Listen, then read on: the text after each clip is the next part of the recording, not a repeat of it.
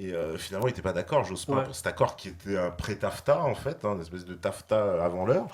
Et semble-t-il, c'est vrai, on s'est mangé une tempête en 99, à cette époque, et enfin tout le monde, quand je dis tout le monde, évidemment, les gens un Les peu gens- d'esprit un peu plus ouvert qui s'intéressent Ouais. à cette affaire me disent, mais non, mais ça, c'est une attaque météorologique en règle. Mm. Ce n'est pas une tempête naturelle. Ouais. Et d'ailleurs, c'est valable entre la Russie et les États-Unis. Et pendant pas mal d'années, un peu à la sortie, à la fin de la guerre froide, ils s'amusaient un petit peu à ça, à s'envoyer des tempêtes de part et d'autre du Pacifique, quoi. D'accord. Parce que donc cette tempête, parce que c'est vrai, tempête à plusieurs égards, semble-t-il, était absolument pas naturelle pour la Ouais, France. C'est ouais. vrai qu'on a rarement vu des vents aussi forts. Ouais, Et ouais, c'était particulier. Ouais. c'est particulier, c'est vrai. On n'est pas une zone ouragan Non, non, non. ou tsunami, enfin, habituellement. Et beaucoup de tsunamis aussi qui se sont. Est-ce est-ce que ça, on Je a pense des pas qu'on. statistiques là-dessus? Il y a une évolution vraiment du nombre Oui, mais après, bon, de phénomènes météorologiques comme on ça? est quand même dans un système planétaire et solaire, l'alignement des planètes, les cycles. Non, bien sûr, mais j'entends parler Donc, souvent. Alors, pour être clair, hein, les attaques comme celle-là, j'ai entendu parler pour la France, évidemment, pour le tremblement de terre de Sichuan à l'époque, en ouais. Chine, où il y a des images qui circulent sur Internet. Oui, avec une auréole Voilà, arc-en-ciel on dans le voit des ciel. espèces d'arc-en-ciel et on nous dit que c'est la ionosphère qui est chauffée par. On le voit pas, hein, cette histoire. Enfin, C'est quoi un alors? nuage de plasma dans la ionosphère, tu le vois pas Tu le vois pas? Alors avec tes qu'est-ce qu'on petits voit? yeux, C'est c'est pas quoi? possible. C'est des trucages ces images? C'est quoi? Non, ça par contre, tu peux l'observer les jours d'épandage. C'est un petit peu comme des halos, Ouais. soit les irisations. Souvent les jours d'épandage, tu as le soleil ici, et de part et d'autre, à même distance du soleil, dans les traînées, tu as souvent des irisations type arc-en-ciel. Et en fait, c'est ce qui est arrivé là-bas parce que la Chine ne donne pas sa part au chien en termes de modification du climat et d'envoyer des produits dans l'atmosphère.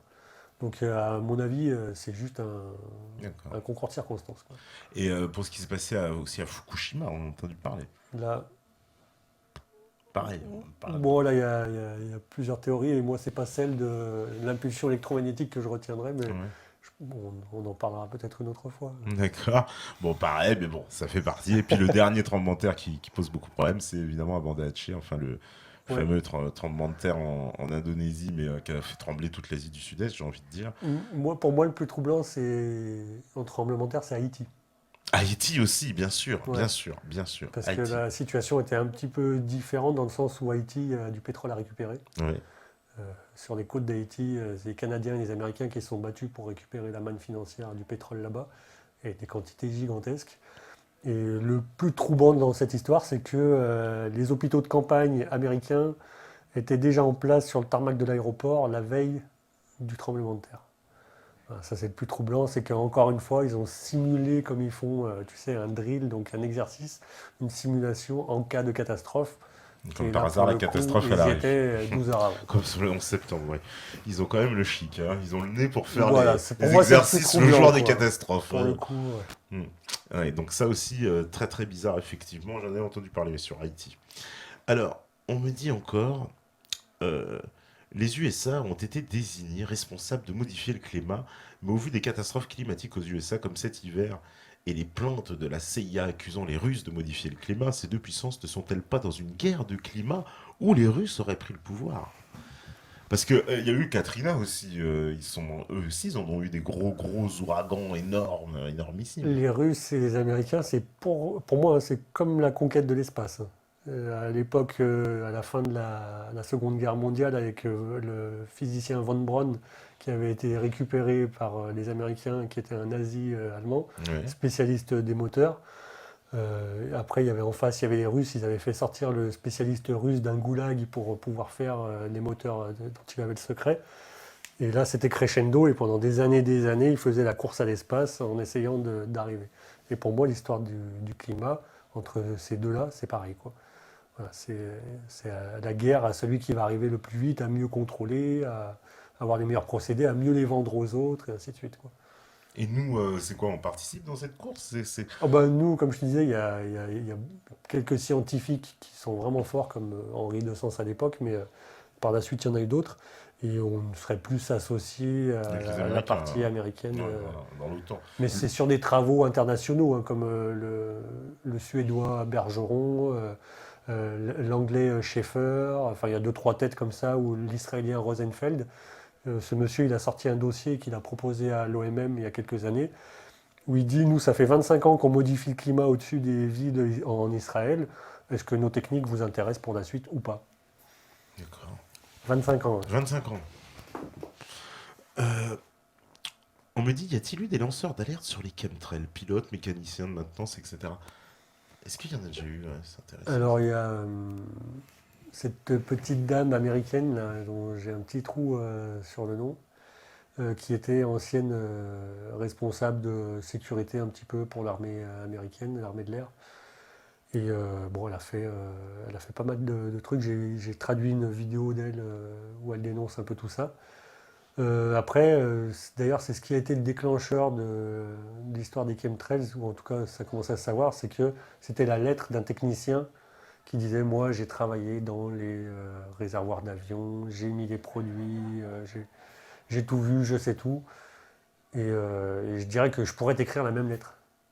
Donc j'ai du mal à donner finalement du crédit à une personne qui va m'expliquer le problème comme ça, sans forcément signer, sans donner forcément des sources réelles ou des noms de produits, et ainsi de suite.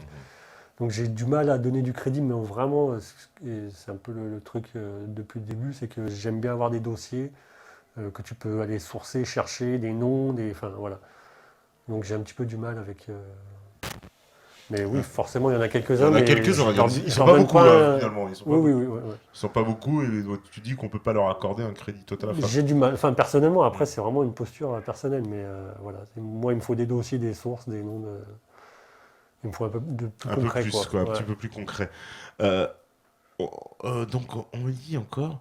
Comment, bah voilà, alors comment faire la différence entre les chemtrails et les contrails? Mais toi, tu dis carrément, je doute qu'il y ait des Moi, j'ai un chemtrails petit alors. proverbe, hein, traînée longue ou courte, persistante ou non, chemtrails.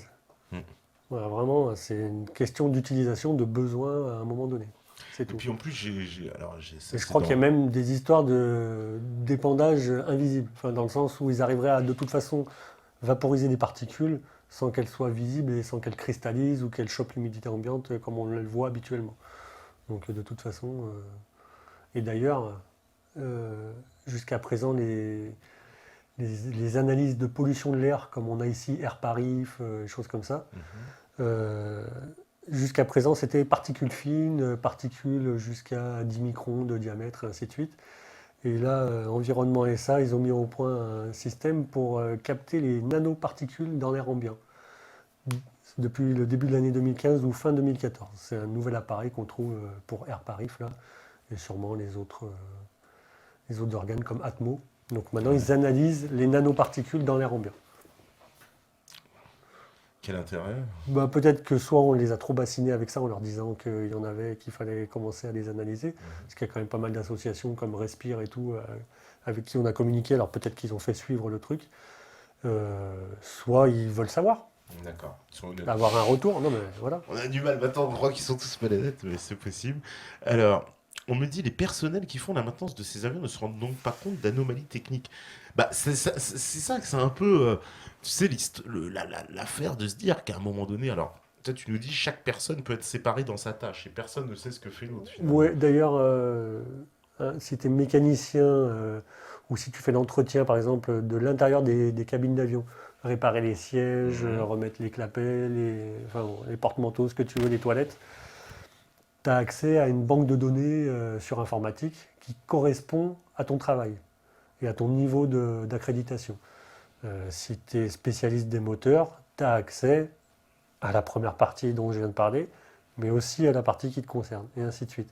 Et donc, à ce moment-là, oui, c'est chanté, c'est que tu n'as pas accès si tu es juste, si tu là pour nettoyer les vitres de l'avion, des Ouais, hublots, tu ouais. n'as pas accès au reste Ça, bien sûr, oui. des dossiers Mais on informatiques peut déjà. imaginer qu'il y a au moins, allez, sur un avion, trois personnages, j'ai envie de dire, qui ne peuvent ignorer dans ce cas ce qui se Ouais, passe. C'est le pilote, ouais. parce que Ouais. ça me paraît quand même le pilote est le responsable total de son chargement. Mm. D'ailleurs, une fois qu'il est en l'air, il est En c'est même temps, celui que le je te maître dis à que j'ai, bord. celui que je te dis que j'ai interviewé, Oui, il a expliqué que ça peut se faire à son insu. Il a Ouais. expliqué pourquoi. Donc, bon, effectivement, Et quand j'en ai parlé, la première fois, je lui ai dit, encore une fois naïvement, parce que j'aime bien faire cette approche, et je lui ai dit, tu sais, il paraît que les traînées qu'on voit là dans le ciel au-dessus de ta tête seraient des programmes. Il me dit oui, oui. Il me dit, mais de toute façon, ça a commencé dans les années 50 où, à la sortie de la guerre, ils commençaient déjà à faire des expériences de grande échelle.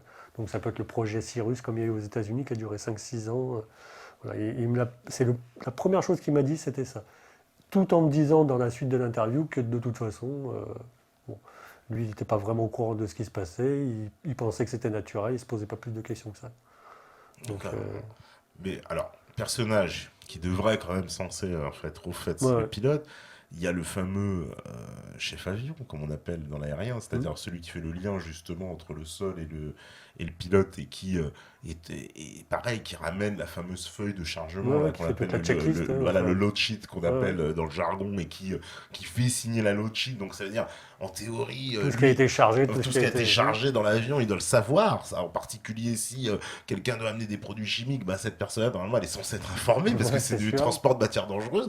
Euh, c'est lui, donc voilà, pareil, c'est au courant. Et puis le troisième, ce serait, j'ai envie de dire, celui qui est responsable du chargement de l'énergie, puisque Hmm. visiblement, si on doit bien charger quelque chose dans l'avion à un moment donné, ça viendra, comme tu le disais, avec le pétrolier qui vient, qui se branche. Enfin, il faut bien que quelqu'un, techniquement, fasse la manœuvre à un moment donné. Même si, comme tu dis, à distance, on peut envoyer, mais il faut bien le charger. Ouais, Ça, ouais, ça, bien ça sûr. c'est obligatoire. Ça, on peut pas. Après, il y a beaucoup de prestataires. Hein. Maintenant, il y a beaucoup de sous-traitance, hein, Ah, sur le oui, c'est tarmac, vrai. hein. Ah bah, il n'y a que ça. Ouais, Donc il n'y a que ça. voilà, Il n'y a tu as que t'as ça. du Ouais. Sabena, tu as tout, Ah enfin, oui, il y a voilà, de tout, c'est vrai. du C'est vrai. Swiss, tu as tout ce que tu veux. Donc est-ce que, voilà, à travers ce filtre-là, est-ce qu'il n'est pas plus facile Oui, bien sûr, parce que les trois d'accomplir la tâche, personnages que je quoi? dis Ils peuvent ne travaillent pas appartenir à pour la même trois boîte. sociétés différentes. Hein. Exactement. C'est souvent le cas Ouais, ouais. d'ailleurs. Ils sont jamais dans la même Et boîte. ces sociétés-là, que ce soit de Gatring ou de chargement et tout ça, pour le fuel, pour les eaux sales, les vidanges et tout, c'est les mêmes dans toute l'Europe, ou c'est les mêmes dans toute une zone. Enfin, tu vois, Oui, ce sont des grandes c'est sociétés. des gros, gros Ce sont groupes. des grands géants de toute Voilà, façon, de Richebourg, etc. Oui, exactement. oui, oui. Donc, Donc c'est ça, ce sont des grands géants souvent. Donc mais c'est ça qui est étonnant, c'est de se dire que bon bah le système, c'est vrai, on va dire leur offre la possibilité de ne pas communiquer entre eux, puisque ce hmm, sont des sociétés différentes. Donc voilà, celui qui travaille pour une société n'a pas accès non plus à toute la ouais, bien sûr. documentation de l'autre. Mais ce qui est quand même étonnant, c'est de se dire que, par exemple, voilà, les plans de l'avion, ces choses-là, quand même, ils y ont Ouais, tous accès et que ouais, ouais, bien sûr.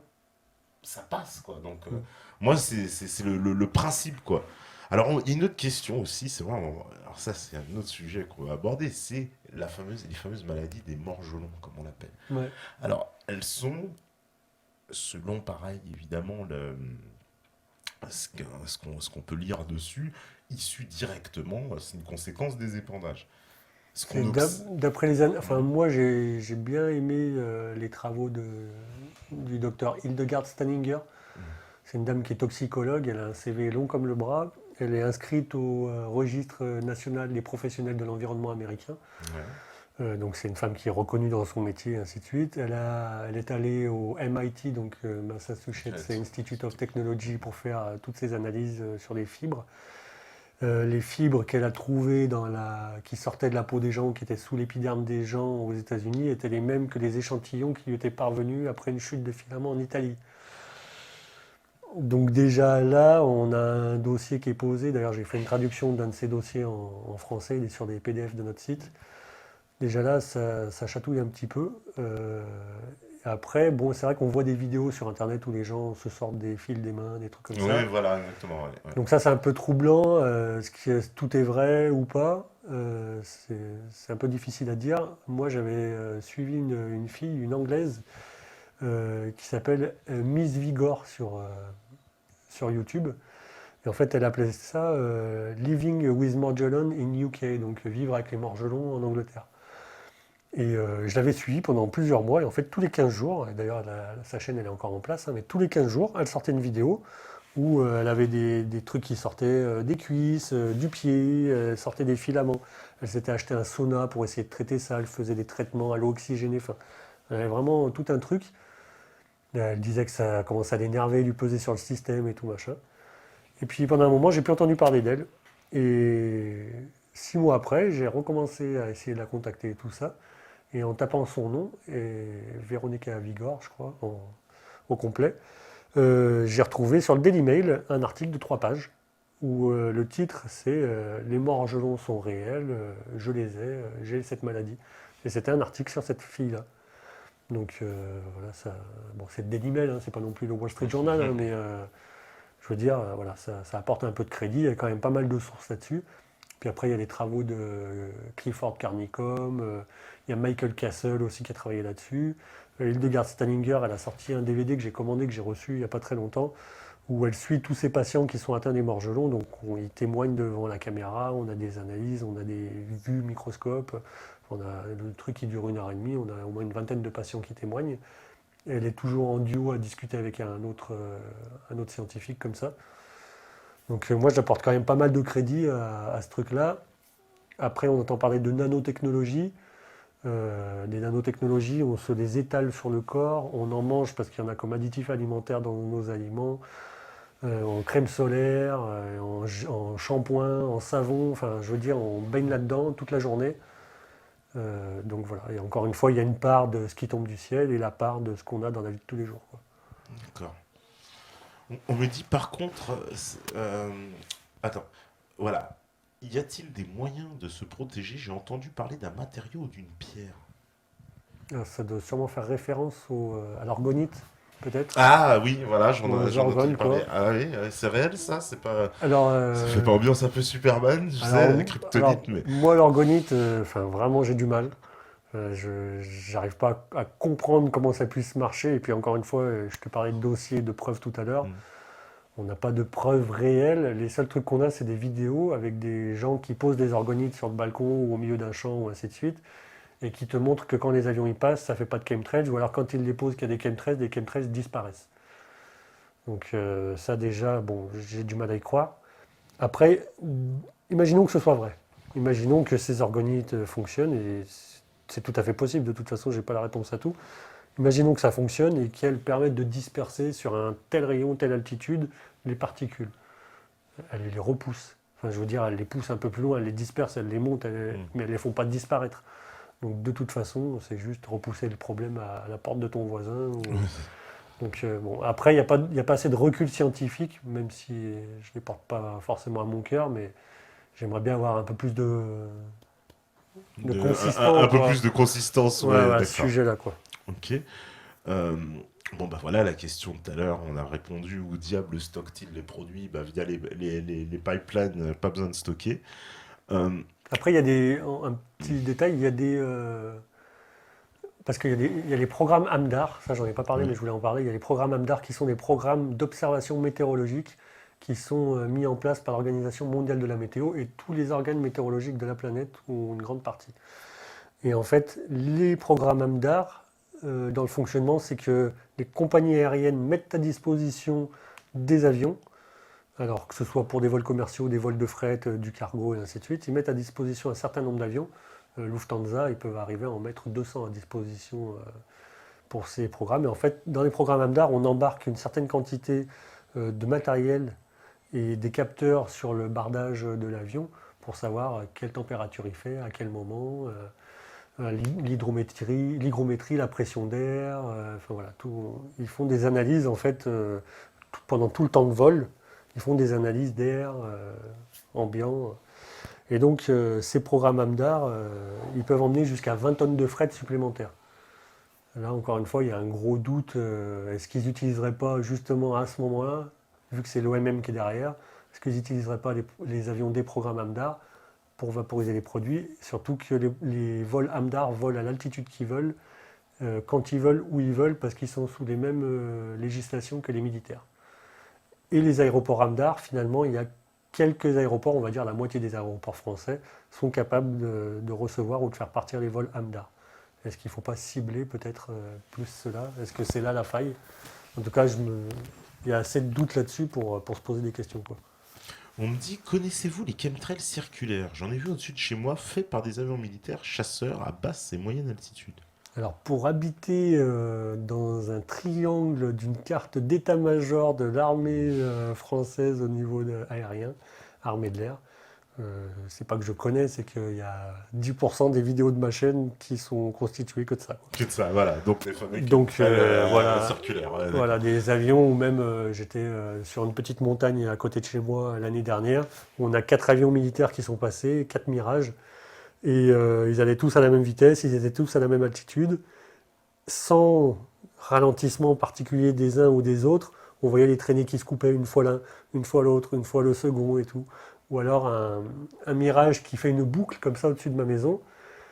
Il fait un premier passage, il tourne, il tourne, il tourne. Quand il revient pour croiser le trait qu'il venait de faire, et ben là, il coupe les gaz. Donc il est au même endroit, à la même altitude, et là, il n'y a plus de traînée qui apparaît. Enfin bon, c'est vraiment c'est le mieux pour se rendre compte de ce qui se passe.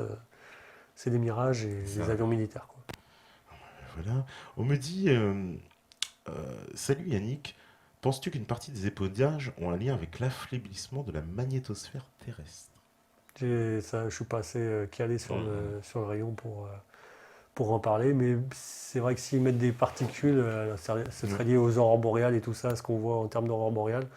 Donc ils mettraient des particules électriques pour renforcer un champ magnétique qui serait en train de s'affaiblir. Mais j'ai pas assez potassé là-dessus pour en parler sérieusement. D'accord. Alors, je vais reprendre, il y a vraiment pas mal de questions. On me dit, bon, bonsoir, est-il vrai que le Royaume-Uni joue un rôle central dans les épandages aériens au niveau européen? Alors au Royaume-Uni, il y a un dossier qu'il faudrait que je sorte, Mhm. où en fait, sur une base militaire, je vais dire une bêtise sur le nom, mais il y a une base militaire où ils ont fait un des plus gros travaux en termes de recherche sur les épandages. Et j'ai laissé tout à l'heure 3 photos en post-production, où en fait on a le Royaume-Uni, carte satellite, il n'y a aucune traînée entre l'Irlande et toutes les côtes du Royaume-Uni, il n'y a aucune traînée dans le ciel. Et en fait, ils arrivent avec un avion et ils font des tours comme ça au large de Sheffield, du nord-est de l'Angleterre. Mhm. Ils font des spirales comme ça. Ils tournent et ils laissent une traînée. Donc c'est le seul avion apparemment qui vole à ce moment-là parce que c'est le seul qui laisse une traînée. Et donc ils laissent ça et après on voit les photos satellites et il y a 8 photos satellites consécutives où en fait on voit que les traînées se déplacent, s'étalent, se déplacent, s'étalent et au bout d'un moment elles arrivent sur la région de Londres où ça crée carrément une nappe de nuages. Et à ce moment-là, dans l'étude, ils disent euh, combien de ces quel sera le résultat en termes de pluie par rapport aux ensemencements qui ont été faits lors de cette expérience, quoi. Donc c'est vrai qu'ils oui, ils font un gros, enfin ils ont fait, ils font encore un gros boulot en Angleterre là-dessus, quoi. Et les grands. Alors, tu me disais que Avec les grosses ah, universités d'ailleurs, avec des parce que gros les groupes. Américains sont en pointe, donc Ouais, forcément, on imagine, anglais-américain, ça c'est ouais, vraiment c'est ouais, main bien dans la sûr. main, Ouais. donc ils ont forcément des appointances, on va dire, Mm, dans ce domaine-là, forcément. complètement. D'accord. On me dit aussi, voilà, euh, y a-t-il un rapport avec ARP? C'est vrai que ça, moi aussi, on me l'a tellement dit, oui, ça a un rapport avec ARP, parce que est-ce qu'il établit ce rapport, oui ou non, ou c'est un mythe, c'est de la légende urbaine, comme beaucoup Bah, ARP a certaines applications, puis ARP est un petit peu au repos en ce moment parce que trop gourmand en termes d'énergie, il consommait des tonnes et des tonnes de diesel pour sortir un rayon un peu puissant. ARP, ça sert surtout à chauffer des parties de l'ionosphère. Oui, Donc en fait, on crée des miroirs, on chauffe des parties de l'ionosphère entre 80 et 800 km pour les essais qui ont été faits le plus haut. Donc on chauffe l'ionosphère et on se sert de cette partie chauffée comme miroir après. Donc ce pour qui peut refléter permettre une onde voilà, de quelque de part d'autre. renvoyer une onde. Alors ça sert plus pour le côté militaire. Et c'est bien expliqué dans le Owning the Weather, les clés du temps pour 2025, c'est la traduction du PDF de l'armée du SR Force que j'ai faite. Ouais, parce que là, on aura clairement, parce que ça, même Jean-Pierre Petit, donc on Oui, va pas oui, réexpliquer qui est les armes à Jean-Pierre énergie Petit, dirigée. voilà, il nous a expliqué, il disait, je n'ai pas la preuve de effectivement vous dire oui, il l'utilise, Ouais, mais en tout cas, il disait l'application scientifique absolument réelle et faisable, complètement. etc. Ouais, C'est ouais. pas du fantasme, bien sûr. Il disait chauffer la biosphère, c'est possible, renvoyer une onde, c'est possible, tout est possible, mais que c'est des technologies il dit, qu'on peut utiliser. Maintenant, il n'a pas la preuve irréfutable qu'on l'ait, mais il affirmait que bien sûr, c'était pas du fantasme du tout d'un point de vue euh, technologique, de la technique, c'est faisable. Après, dans cette idée-là, en parlant de, on va dire, de d'ondes, de choses comme ça, Il y a Scott Stevens, qui est un météorologue américain, Ouais. qui a créé une chaîne qui s'appelle Weather War 101. Lui, il connaît très bien le sujet, les chemtrails, il les dénonce depuis longtemps. Et en fait, lui, il s'est spécialisé un petit peu, je dirais, dans la stimulation par ondes radar Doppler et Nextrad, qui sont les radars de nouvelle génération. Et en fait, il fait des images satellites, des fois sur 15 minutes, sur une zone, donc deux États américains, on va dire, côte à côte. En 15 minutes, photo par photo, il nous montre qu'il y a eu une stimulation par onde sur une zone et qui crée des zones de nuages. Donc 15 minutes avant, on n'a pas de nuages ou alors très peu, juste une petite bande. Et après, on voit des flashs circulaires avec vraiment des empreintes comme ça qu'on voit apparaître sur écran radar. Et en moins de 15 minutes, on a des nuages qui grossissent très très fort pour devenir des tempêtes très violentes, des grosses précipitations ou des zones, des couvertures nuageuses qui arrivent comme ça très rapidement sur des zones. Donc en fait, ils stimulent quand même par radar et par certains types de fréquences les particules métalliques qui sont dans l'atmosphère. Et après, il y a les systèmes de ionisation. Ouais. On trouve ça, il y a même des articles sur le Figaro. Hein. Tu tapes ionisation aux Émirats Arabes Unis, la pluie provoquée par exemple, où en fait ils ont des systèmes, donc c'est valable aussi, c'est les Suisses et les Australiens qui sont très forts là-dedans. Australian Rain, c'est la société qui fait ça. Où en fait tu as une masse nuageuse qui passe, qui ne va pas forcément créer une pluie directe. Eux, en envoyant des ions positifs, ça va stimuler les ions négatifs qui sont dans les nuages et créer les précipitations instantanément. Donc en fait, on crée les pluies par ionisation dans les nuages. Donc voilà, ça c'est pareil. Australian Rain Technology ou Swiss Météo, on trouve ça. Et ils ont fait pleuvoir justement aux Émirats Arabes Unis et au Qatar dans un ciel clair. Ils ont réussi à ioniser assez l'air pour que l'humidité qui était en l'air arrive à tomber sans nuages. C'est un article, un article de Figaro. Un article du Figaro, hein, comme ça Ouais. on ne traitera pas de conspi. Attends, je choisis mes sources. Donc on va faire la deuxième pause. Normalement la régie elle est OP, elle est prête. Et forcément, ben voilà, comme d'hab elle est prête. On fait la pause et on revient juste après, toujours avec Yannick. Voilà, donc de retour après Goodbye Blue Sky, ça c'est bien dans le thème, Parfait, c'est parfait. parfaitement dans le thème. Ouais, il y a encore pas mal de questions. Voilà, alors, Bah ouais. on me dit par exemple, que pense l'invité? Alors il faut pas s'offusquer, hein, parce qu'à chaque fois on me dit l'invité, parce que voilà, on a tellement l'habitude de l'inviter, alors C'est le terme, non? voilà, c'est le terme. Non, parce qu'il y en a qui s'offusquent. Hein. On va pas faire un revival, mais bon, on s'en souvient. Que pense l'invité des grands nuages de forme canonique qui descendent presque sur la surface de l'eau? Est-ce naturel? Car c'est assez incroyable à voir. Il y avait eu un phénomène comme ça en Australie, c'est les rolling clouds. Ouais. Où en fait, c'est vrai que le nuage, en approchant du bord de l'eau, enfin de la terre, il tourne sur lui-même. Alors c'est vrai que des fois, tu en as sur des longueurs de plusieurs kilomètres, c'est assez impressionnant. Puis des fois, les uns à côté des autres. Alors est-ce que ce sont des traînées qui sont étendues, comme des fois on voit, et qui créent des nuages tout en longueur? Je ne sais pas si c'est naturel ou pas. De toute façon, pour moi, il n'y a plus grand-chose de naturel dans notre ciel. Mais c'est vrai que c'est assez, C'est impressionnant. c'est assez bluffant. Ouais, On ouais. a vu aussi des images, souvent, tu sais, il y a beaucoup d'images qui circulent de ciel, mais complètement, là, c'est ambiance guerre des étoiles, enfin, avec des nuages de toutes les couleurs, avec des formes assez hallucinantes. Ouais, d'ailleurs, ils vont ressortir une nouvelle nomenclature des nuages. Donc, je crois que la dernière, c'était en 2007. Et là, donc, comme ils ont encore trouvé des nouveaux nuages, ils vont bientôt sortir une nouvelle nomenclature. Il y a des nouveaux nuages. Et donc, celui dont tu parles, c'est une des formes d'asperatus. Donc, les asperatus, il y a le mammutus, mais celui-ci, c'est un autre asperatus. Et on retrouve ça d'ailleurs dans les magazines de sciences pour enfants actuellement. Ça fait vraiment des nuages rouges, orange, complètement difformes. Ouais. Voilà, c'est ça. Au coucher du soleil, c'est très impressionnant. Et oui, ils vont les mettre dans les nouveaux nuages. Dans des nouveaux nuages. Ouais. J'ai l'impression qu'on fait des nuages comme des boîtes de lessive maintenant. On les découvre, il y en a de plus en plus. Ouais, qu'on découvre les nuages. Mais c'est bien, on les normalise, on les passe dans les nomenclatures, comme ça après on n'a plus rien à dire. Il y a des nuages qui n'existaient pas visiblement il y a 50 ans, puisqu'ils Tu te n'étaient rends- pas classés. C'était Tu pas te rends aperçu. compte, on ne les avait jamais On revus. les a jamais vus. C'est Je ça. trouve ça. Alors on me dit aussi. Ah tiens, c'est marrant. C'est dans le récit de la fin des temps, l'Antéchrist a pris le pouvoir de maîtriser le climat en honorant ses adeptes par la pluie et l'abondance et frappant de sécheresse ceux qui ne se soumettent pas. Il semble que nous y sommes, qu'en pense l'invité. Ben, il y a- C'est marrant, ça, moi non plus je savais pas que dans les. Je sais pas si c'est mais, l'eschatologie chrétienne, j'imagine, mais c'est le télico, de ben, l'eschatologie toujours chrétienne, peut-être, j'imagine. dans les écrits monothéistes, Ouais, il y a aussi dans les signes de la fin des temps du Coran, ouais. c'est quand les gens, quand les humains érigeront des bâtiments qui toucheront le Qui ciel, toucheront le ciel, oui, ça, oui, voilà, je connais ça. et Oui. qu'on sera capable de modifier le climat. Il y en a un troisième que je ne connais plus, mais voilà, quand on sera capable déjà de faire ces deux choses, ce sera des signes de la fin des Le temps. signe de la fin des temps. Donc c'est vrai que ça fait partie. C'est inquiétant. Bon après, Bref, faut voir, c'est la fin des temps et puis on recommence un autre, tout va bien. On me dit du coup, des traînées contiennent bien des nanoparticules. J'avais déjà entendu ces théories, mais sans pouvoir avoir de certitude, même si la logique voudrait que. Oui, il y aurait des nanoparticules ouais, dans ces traînées. ouais, déjà pour créer les nanoparticules ou même les nanophiles, c'est vraiment des procédés très simples. Et les moteurs d'avion pourraient largement remplir les besoins pour créer des nanoparticules, il n'y a pas de problème, quoi.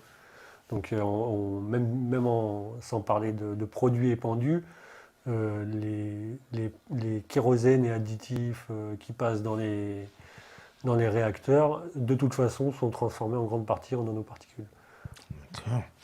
On me dit un avion normal ne peut-il donc pas laisser de traces dans le ciel? C'est obligatoirement des chemtrails Tundra qui demande ça. Oui, c'est ça. Et Mm. d'ailleurs, il y a un film qui est sorti, un documentaire qu'on est en train de changer en voix française plutôt qu'en sous-titrage. C'est Chemtrails, la guerre secrète des frères Marciano, c'est des Italiens. Ah oui, bah tiens, je crois qu'ils en parlaient un moment de tout à Ouais, l'heure, ouais. et en fait, ils expliquent dans ce documentaire que de toute façon, les réacteurs bypass de nouvelle génération Mm. sur nos avions ne sont pas censés créer de traînées.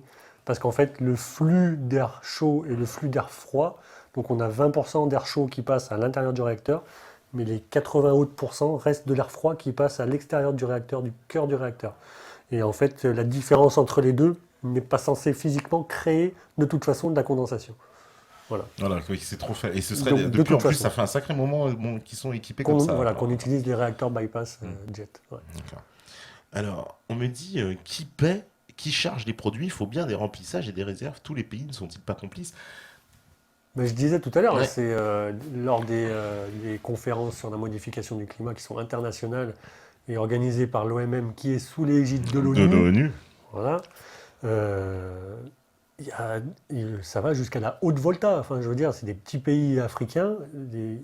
Vous regardez les journaux de la haute volta, sur les sites internet des organes météorologiques là-bas, ils sont super fiers d'avoir 4 avions et de faire tomber la pluie quand ils veulent, quoi. Ou en Thaïlande, on a le roi qui fait qui a même presque sa compagnie dédiée à ça avec les King Air, où il crée le climat de but en blanc toute l'année, quoi. Et c'est sa grande fierté du roi de Thaïlande. Donc oui, il y a plein de pays qui jouent à C'est ce vraiment jeu-là. l'arme suprême, on joue. Il y a, Parce que. en Australie, hein, en Australie, on a le Rainmaking Act, ce qui veut dire que c'est une loi sur la capacité de faire pleuvoir. Et aux États-Unis, on a la même. Donc quand il y a des lois qui sont associées à ça, je crois que le Rainmaking Act, c'est 1960. Donc voilà, il n'y a aucun problème. Bien sûr, il y a plein de pays qui jouent au jeu-là, ouais. Des petits comme des gros. On me dit la matière première des chemtrails viendrait-elle de poudre de charbon riche en barium et notamment issue d'incinérateurs? Ce serait quand même difficile à récupérer, mais comme je disais tout à l'heure, hein, tout type de produit peut vraiment aider. La liste est super longue. Et jusqu'aux Russes, où il y a une petite anecdote où le gars il avait reçu un sac de ciment qui avait traversé le toit de sa maison en Russie, c'était dans les années 80. Ouais.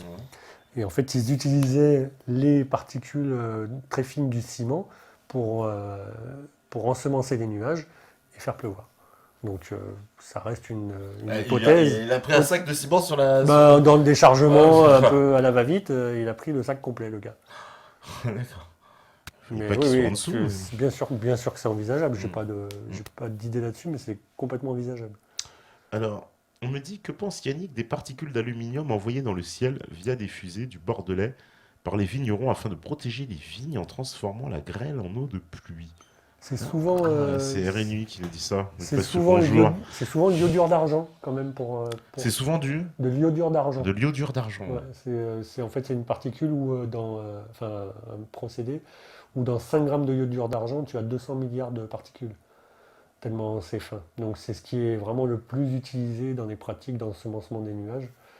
Euh, Mais comment ils font pour le balancer ça? donc Je là, connais c'est pas des cette roquettes. technique-là. C'est C'est des des roquettes. roquettes. C'est des... C'est-à-dire, et quoi, il y a les nuages au-dessus, je Hmm. balance mes roquettes, elles explosent Exactement, en l'air ouais, et ouais. en fait, ça transforme les nuages en pluie Ouais, plutôt qu'en grêle. et je te renvoie encore une fois à l'INA, Ouais. où tu trouves en effet 1950-60 les vignerons du Bordelais qui se sont associés à plusieurs pour, au début, sur une 4L, ils avaient accroché les lance-roquettes sur les côtés pour envoyer les fusées d'iodure d'argent.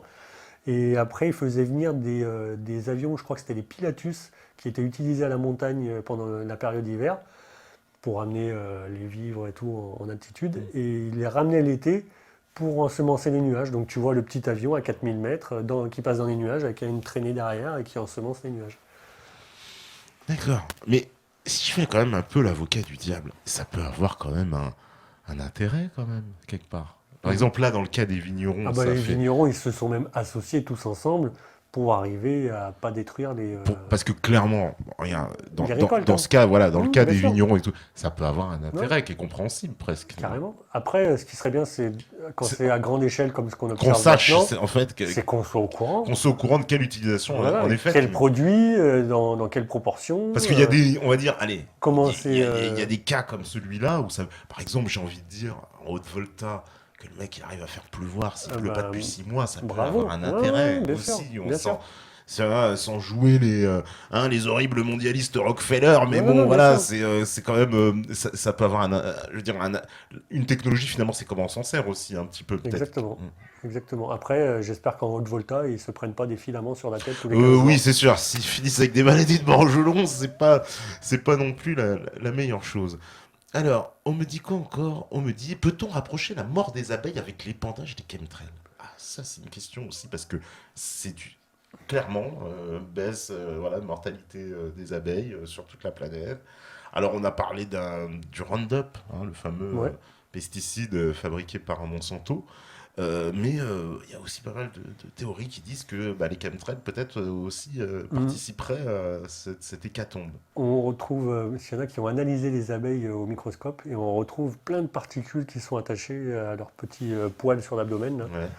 Donc déjà ça et des particules de tout type. Et il y a aussi une analyse qui a été faite sur le miel, où en fait sur 11 miels sur 12 en Europe, on retrouve des micro et nanoparticules de plastique. Voilà. D'accord.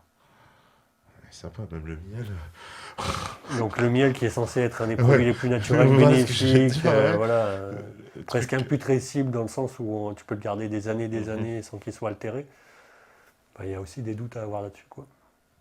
Et c'est d'une tristesse parce que je crois que sans abeilles, je suis pas sûr, hein, mais sans abeilles, il se passe plus rien. Oui, c'est Einstein qui disait après les abeilles, et puis après, il n'y a plus rien. Voilà. Après, c'est la mort de l'homme. Ouais. C'est fini.